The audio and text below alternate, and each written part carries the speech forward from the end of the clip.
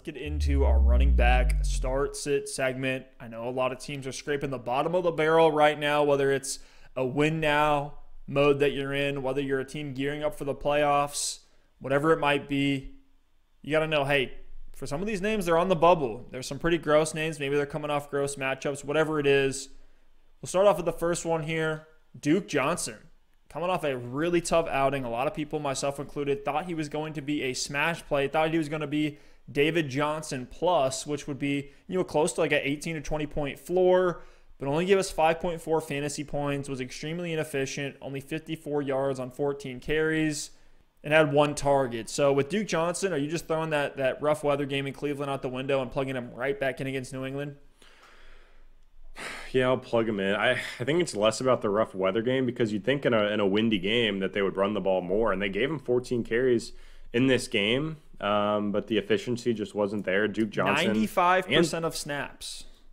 Yeah, I mean, this is a volume play. I'll start him because of volume, but that's the only reason. He did miss practice today with an illness, non-COVID related, so keep an eye on that. I expect him to be out there if he's healthy, and with illnesses, on Wednesdays, that's when we're recording this episode. You typically see players recover, but every situation is a little bit different. If he's out there, though, I'm willing to start him, but I think his floor is pretty low, and I don't think his upside is that high. Houston doesn't throw the ball to the running back position a ton. The running efficiency this year has just been absolutely brutal with or without Bill O'Brien. So if I'm starting Duke Johnson, it's a desperation play. Maybe if I have some buys going on and things like that. He's not a DFS guy he's not a high upside guy but if you want to get 10 to 12 points, I think he could deliver that for you this week against the Pats. Yeah, Pats aren't really a matchup you love to see like you would in, for example, Week 12 when Duke has the Detroit Lions. Has some tough matchups. Indianapolis twice, Chicago's in there, and then Cincinnati in Week 16, which should be pretty good for him, but which should be good for a 10 to 20 point outing this week. Let's talk about the Tampa Bay Buccaneers running back group. Your boy Rojo on 59% of snaps absolutely exploded against the Carolina Panthers. I had Leonard Fournette as a start of the week. I feel like the process was there, but it just ended up being a Rojo game, and that's really the process is there every week with Tampa Bay. The one you expect to have a good game, just start the other guy. Maybe, because Rojo had a 24.8 fantasy point outing in PPR leagues, 23 attempts for 192 yards, and 8.3 yard per carry average. He did have a 98-yard touchdown breakaway run, which was incredible to see. I know you were probably going nuts sitting at home on your couch, Alex, and then also caught a reception for 6 yards too. Leonard Fournette on the other end of the spectrum, 36% of snaps. So it really was more of like a 60-40 split. Fournette had 8 carries, 19 yards. Really was just a between the tackles grinder. Still saw more targets than Rojo did. So it seems like he is going to be relegated to the James White plus type role, but it seems game script dependent on which Bucs RB you want to start. I've been in on Rojo all year. I've started him every single week, and I'm riding this roller coaster. So at this point, dude, I'm willing to start both. You know what you're getting with Leonard Fournette and Ronald Jones. You've seen the ups. You've seen the downs. At the running back position, though, a lot of these guys we're talking about have the same floor as Leonard Fournette or as Ronald Jones. Their floor is just a couple points. A ton of these guys, their floor is just 5 points. And a lot of these players don't have the same upside that Leonard Fournette or Ronald Jones have. We saw that 98-yard run. We've seen Fournette have games where he's getting 6, 7 targets and also getting work on the ground with touchdown upside as well. So at this point, you can start both.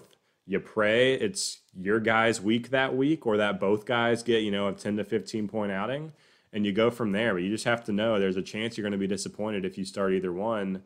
But yeah, it doesn't feel great. If you have other options, if you want to play it safe, you can. But I'm going to go out to guess that, Ronald Jones being the RB9 so far this season, I know he's played an extra game, but he hasn't had his bye week yet, but he's the RB9 so far this season. So I doubt you have a better option. You just got to roll him out there and say your prayers. Yeah, believe it or not, Ronald Jones is top 5 in rushing yards in the NFL in 2020. But yeah, both of these guys are these desperation RB2, desperation flex plays. There's probably a receiver with more upside you could plug in. Let's talk about Nahim Hines, who's shown us what his ceiling could be, close to 30 points now in a couple different games this season. coming off a great game against the Tennessee Titans on Thursday Night Football, 28.5 fantasy points, played 60% of snaps, 12 for 70 and 1 on the ground, 5 for 45 and 1 through the air. So touchdowns on the ground, touchdowns through the air. It seems like he's really taking over as the number one. I say that with some hesitancy because who knows? Next week it could be Jordan Wilkins. Yeah. Week after that they could go back to Jonathan Taylor. It doesn't seem like it's really like sticky production. But against Green Bay, who's one of the worst run defenses in the league, are you willing to plug Nyheim Hines in at your flex spot?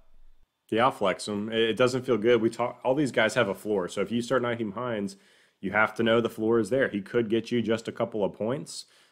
He's really touchdown dependent at this point. So, of the guys we talked about, I'd rather play Duke Johnson. I'd rather play Rojo or Fournette over Nyheim Hines, even in a good matchup against Green Bay, because this Indy team, like you said, Hines took over as the one and kind of questioned it. Yeah, he took over as the one in their game last week against the Tennessee Titans, because this is a hot hand approach, and whichever running back comes out and looks good and is getting things done and is hitting holes and catching passes and pass protecting is going to stay on the field. And last week it was Nyheim Hines, and as a Colts fan, I watched the whole Titans game. Hines looked so much better than Jonathan Taylor or Jordan Wilkins, and it was not close. But we could come out against Green Bay in a good matchup, and Jonathan Taylor could look great. Jordan Wilkins could look great, and Nyheim Hines might not need to get a ton of work. But I will say against the Packers, we all expect the Packers to score points, even against the Colts' stingy defense. So Hines should be out there in a lot of those pass-catching situations. So the floor is a little bit higher this week, so I'm willing to flex him.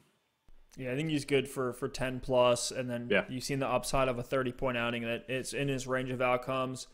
So I'm willing to flex him. Now let's talk about Kalen Ballage. I can't believe it. It's shocking that Kaylen Blage is now a guy that we're going to tell you to start in week 11 because he's coming off 16 and 15 fantasy point outings. I know the name is gross. He was horrible in Miami. He's been fine so far in LA. He hasn't been a world beater by any means, but for fantasy purposes, he is producing even with some inefficiency. He's had a touchdown in one of his 2 starts so far, and now he has the Jets in week 11. Are you with me on Bellage?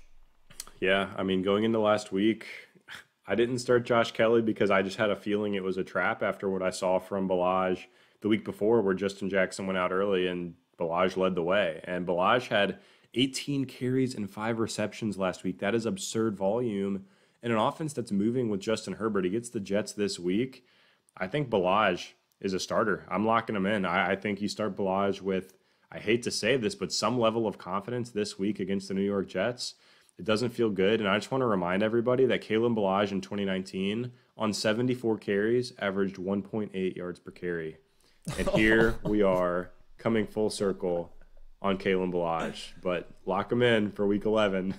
Let's go.